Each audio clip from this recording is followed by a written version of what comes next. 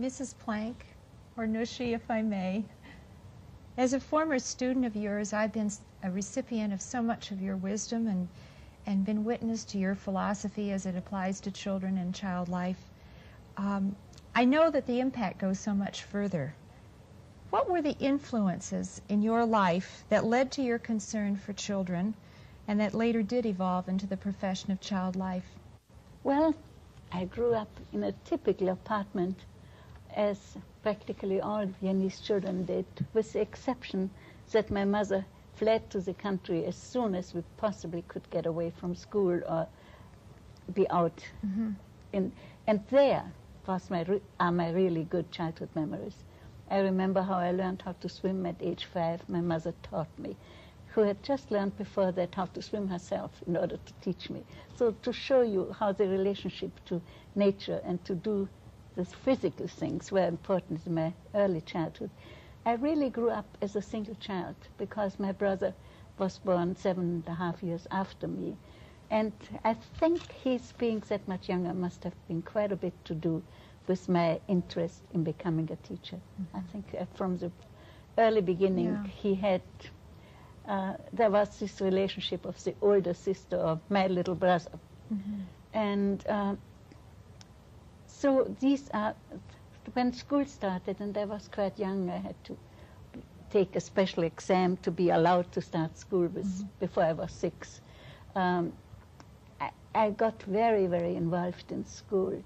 It was a typical school of the days, and I think it still exists this way now, that there were no boys in the whole schoolhouse. There were only girls, so there are boys' schools and girls' schools. But we had the advantage of having a school which was attached to a teacher training institution. And as we got a little older, we of course fell in love with some of the practice teachers. And that was, have some very good memories for me. And it also shows somehow the importance my parents paid to education. One had to pay for this school and one had to pay for my high school. And though that was not easy, my father was working for the government and the incomes were rather restricted, that was taken for granted. That I would have greater advantages in these schools than in others, and that was done. And your father was an intellectual too. Oh, very much so. And we joked, you know, and said, well, if once he retires, maybe he would like to become a Buddhist priest, because his reading and history and these things were of great importance for him. After World War I, the experiences that you had even more clearly show your sensitivity to the needs of children. I know you mentioned one that your mother sought out right after World War I, a camp in Austria to send you to that was quite a unique experience. That was unique. I don't think that people who live on this continent can really visualize what World War I meant to those who were in the midst of it. And I think Austria was probably worst hit because not only did the empire collapse, but from a country of 56 million emerged a country of 7 million. With beautiful mountains and lakes, but nothing to feed the population with. So these were difficult times and very trying times for mothers to see that their children had what they always wanted to give them. So when the opportunity arose when I was 13, that was a few months after the end of the war, to send me to a summer camp where at least the mountain air would be as it used to be. She took advantage of it, not knowing, as none of us did know, that this was really a milestone in the development of many of us, because it brought, I think, about 200 girls ages 13 to 18, as the high school years, with 20 boys who were handpicked. They were usually older. I mean, the youngest I remember was between 15 and 16. So you can imagine that I was on the lowest level. I was 13. There was no chance to be even interested in any of the boys. There were much better objects for that. But there were some very unusual people there. For instance, Rudolf Serkin, who is certainly known to many people today Certainly. as a pianist, was one of the boys. This really was your first group experience. Yes, very much Yeah. so.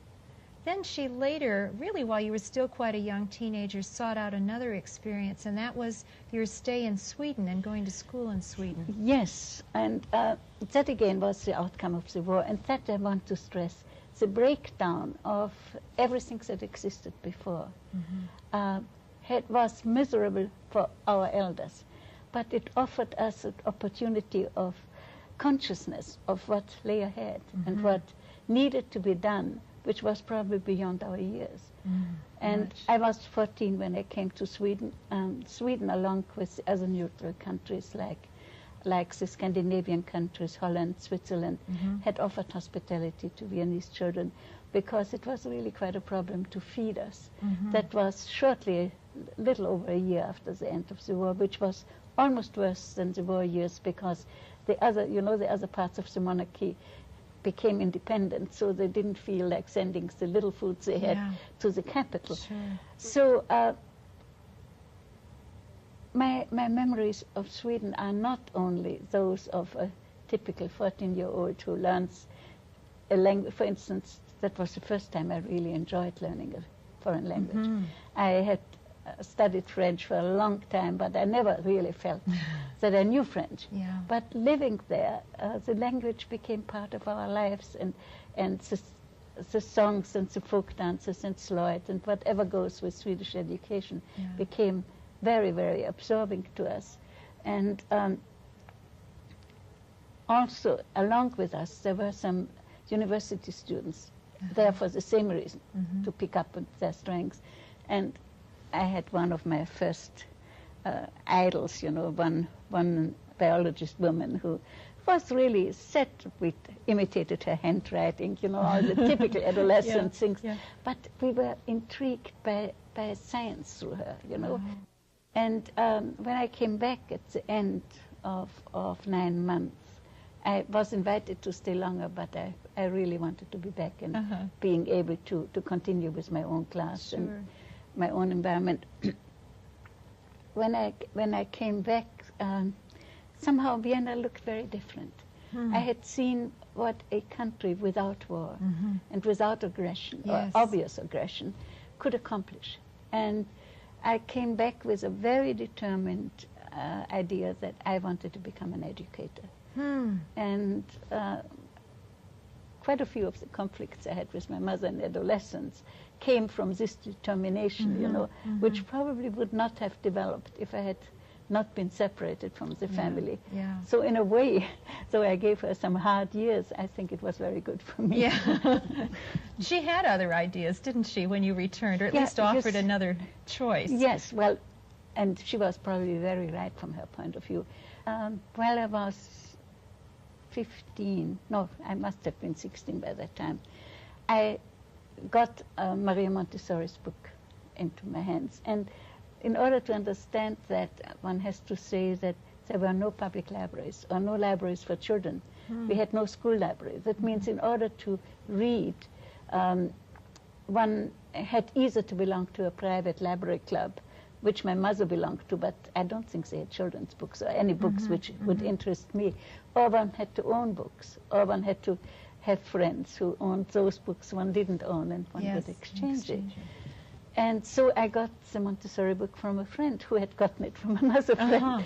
And throughout my high school years, which were 6 years, I had a very intimate friend who lived close enough from us that we could really spend all our afternoon together. We had our French lessons, which were outside of school, to give us some chance to learn how to talk together. And I spent practically every afternoon with her. And she, in turn, spent the summer months when one couldn't leave Vienna with us, where we had a victory garden. And that again shows the initiative of my mother. You know, she took that initiative, and we had this victory garden, which we didn't do much work, but there was an old blind horse and a wagon, and we could just sit there and dream or help once in a while, Sure. but we didn't. So this friendship was a very intense one, and the two of us decided to look into the possibility to be accepted as apprentices at the Montessori school, of which we had just heard that it would open through a coincidence, through the older sister of my friends.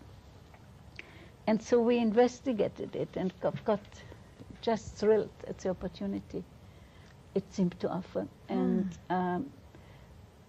were received with pleasure, because there was no money to pay some trained people. So we 16-year-olds were received as trainees with the understandings that we would do some work. And the two of us were put in the kitchen. And luckily, the summer before, we had both been involved in leading a camp for 40 younger children in one of the most beautiful parts of Austria. Actually, it was a former castle, which at that point was what we would call a ruin.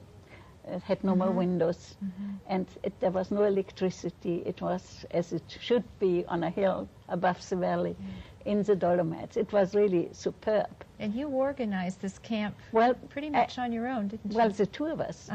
And as a matter of fact, I don't understand really how the 40 parents trusted us. But evidently we were all so serious about it.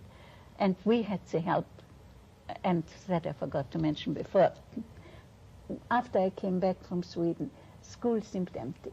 There was something that was lacking in contact with people, and which my friend could not make up for. You know, it needed some broader base. And I don't know how I heard about it, but I heard about a group of youngsters who were under the leadership of the wife of, I think, one of the top Boy Scouts leaders in the city. And I went to that group, which was really very exciting, because all sorts of romance went on in terms of literature and music. The two Serkin sisters were there. And again, it was again a select group, but only girls, of gifted, I shouldn't even say gifted, but of involved young people, some of them very gifted.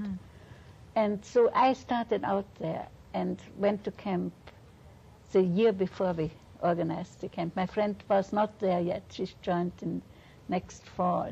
Was there a sense of confidence and a sense of being able to accomplish something? Was that prevalent among many of the youth in Austria? Very at this definitely. time? You know, if something collapses as completely as this monarchy had collapsed after the end of the war, and all the facilities of a state had to be rebuilt.